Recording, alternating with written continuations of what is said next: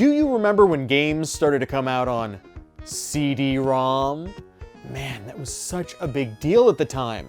Like, you could have actual video in your video games. They had voice acting. Graham, watch out! A poisonous snake!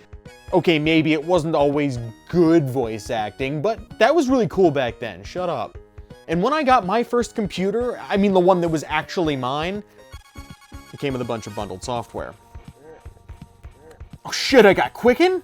And one of the games that it came with was Are You Afraid of the Dark? This is the actual disc that came with my Acer all those years ago. I remember it being surprisingly creepy, especially for a game based on a Nickelodeon show. Never actually finished it. Maybe it's time that I fix that. So today I'm going to take a look at a childhood favorite of mine, Are You Afraid of the Dark? The Tale of Orpheo's Curse. Is it as spooky as I remember? Or is the spoop strong with this one? Okay, I think we all know it's the second one, but don't read ahead. As the game loads, you're greeted with an interactive campfire. Ooh. Turn back! Not the boss of me. And an opening narration by none other than Gary of the Midnight Society. Okay, hold up. For those of you who never actually saw Are You Afraid of the Dark? The Midnight Society was a group of kids who would gather in the woods to tell scary stories. Happy birthday. David, how did you know my birthday's next week? I follow you. Those stories would then become the basis for each episode of the show. Gary was the founder of the group and acted as the leader of the meetings. And he was totally dreamy. We all caught up? We good? Onward! Help me. Help me, please, somebody. Can anyone hear me? Do you believe in magic? Is magic only an illusion created by a stage magician? Well, there's an old saying, seeing is believing. And knowing is half the battle. Sorry. Terry believed in magic, but her older brother Alex didn't. She loved visiting her great uncle Josh because he lived right across the street from Orpheo's Palace, one of the last great vaudeville theaters. Okay, you got me to come over here with you. Now what?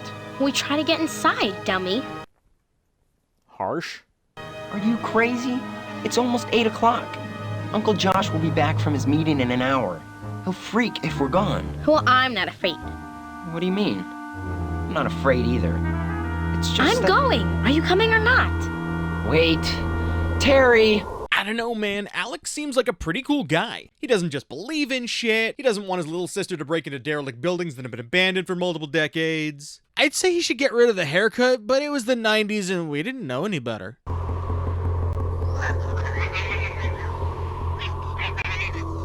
Did we really need to CG the cat? I mean, could they not afford a cat? This one's mine. The two come to a locked door that mysteriously opens. This is of course known internationally as the come on in maneuver. So being smart, they both enter and then this happens.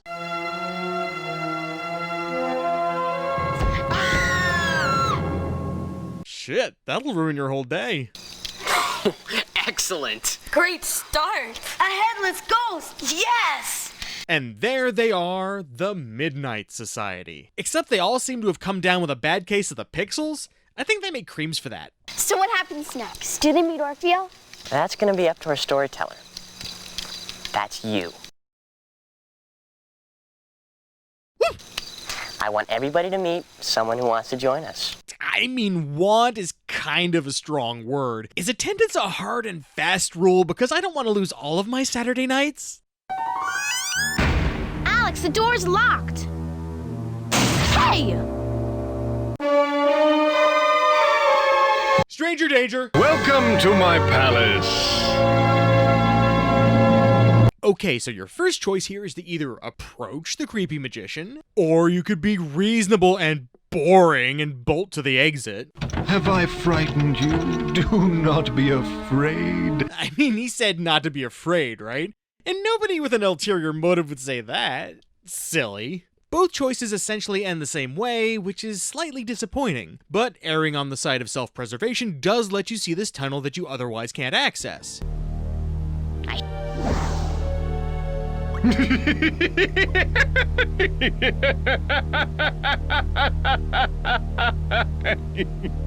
It's probably an inside joke. I do kinda wish that this decision had dropped you on the opposite side of the theater, and that would have allowed that choice to truly alter your gameplay experience. But it might have also lengthened and complicated development time, so I don't really begrudge the devs who are just trying to make a spoopy game for people larva. Both choices, however, take you to the Museum of Nature's Oddities, and it's here where you discover that this game feels a lot like Myst. Which was the style at the time? Well, Babby's first Myst, which is fine by me, but just allow me to say, fuck Myst. Fuck its meticulously designed, artisanal, handcrafted, organic, puzzle-solving fuckery. Don't get me wrong, I do like Myst quite a bit, and I respect the hell out of it. It was an achievement in game design at the time, and very influential to the game industry. But I doubt I'll ever beat it, and I won't read a walkthrough because I refuse to let that shit beat me. This diatribe brought to you by Mammoth. Matt's against Myst's unrelenting bullshit. But as I was saying, it's Myst by way of Fisher-Price. The puzzles are never really taxing, use bone on spiderweb, and the game goes out of its way to give you hints when you die or just through normal progression. As you play, you'll need to take the time to explore your surroundings. There was a lot of work put into the theater and the objects within it. Monkey grunts. Rad. And it's the little finishing touches that add a level of grotesque unease and make Orpheo's palace an unnerving place to explore. And then they do stuff like this.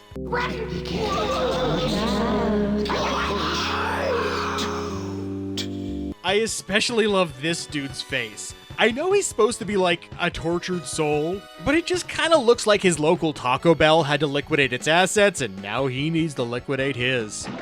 So you explore the theater as Terry, who, might I add, is entirely responsible for this mess, young lady, and occasionally while dicking around you'll run into these chase sequences. And yes, they certainly look goofy right now, and I mean really goofy. But back when I first played this game, these were genuinely tense. For instance, you get chased by this mummy who uses hand cream. Shit, where can I get a bottle of that? And the solution to that is to visit a unicorn who'll fuck them up for you. But honestly, I don't think there's a reason to actually do this, other than just to do it. Because if you return to the wax museum, the mummy's just back in place, chilling. He apparently learned his lesson and decided that if you were gonna bring the muscle, then he doesn't want to play anymore. If you get caught, you get brought to creepy Uncle Orpheo, who wants to show you his magic wand. I mean, who does his teleportation trick and strands both kids in limbo. And this is another part of the game that really creeped me out way back when. The way they portray this otherworldly place, the colors, the shadows, and that horrible screeching noise over the top of all of it.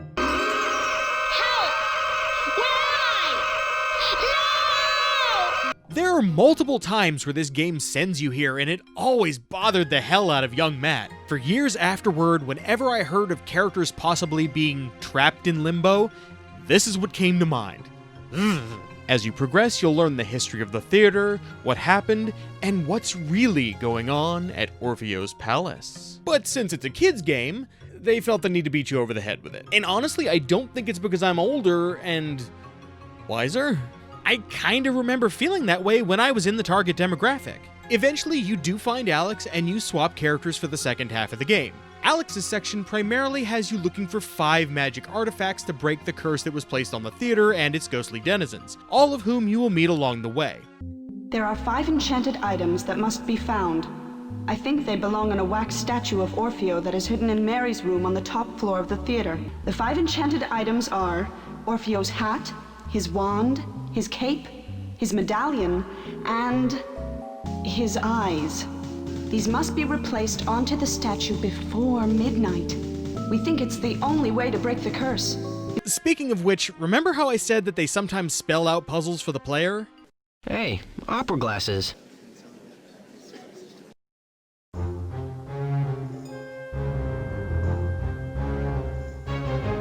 So you're caught up in a mystery, the scary tale of Orpheo and his curse. To solve it you must be very clever, and the spell you're obligated to disperse. Look for moving eyes and an image of the man with the top hat with the silver band. Stand up very tall and touch the creepy eyeballs and point them looking up with your hand. Touch those awful peoples with your hand. Turn those icky eyeballs with your hand.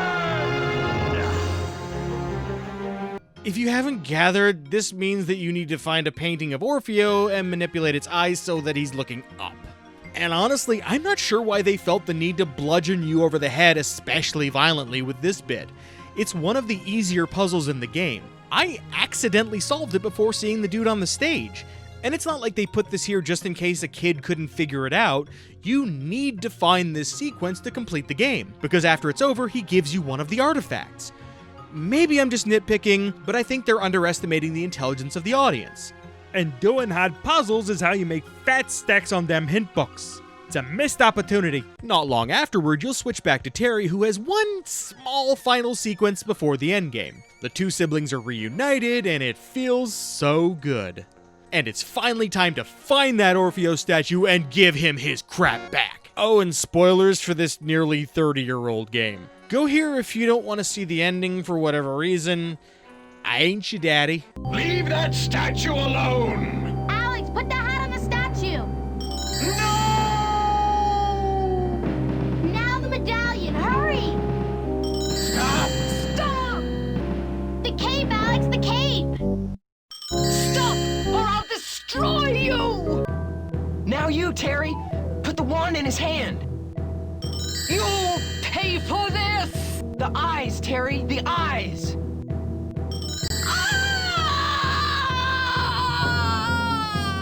So the kids find the statue, they play dress up, and then this happens. I'm free! Free at last! Do not be afraid. I am Orpheo, the real Orpheo. That was my daughter, Mary.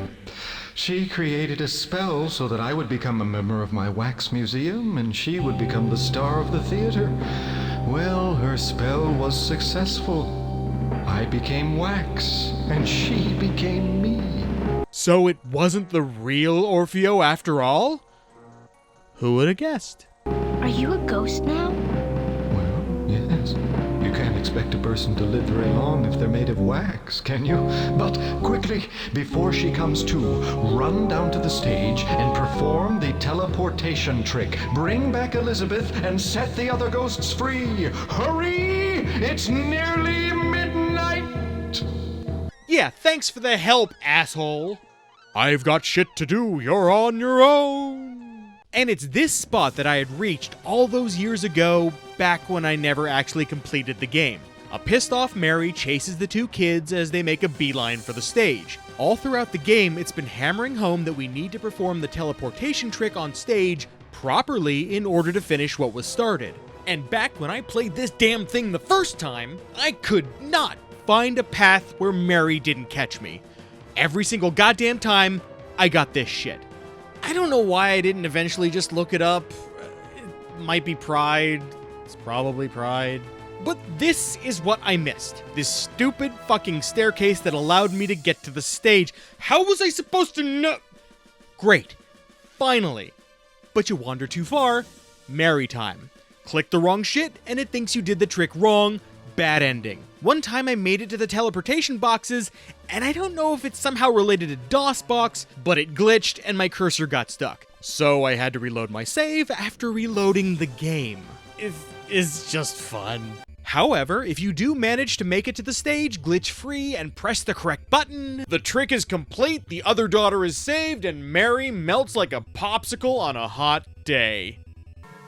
I still have my powers. I will.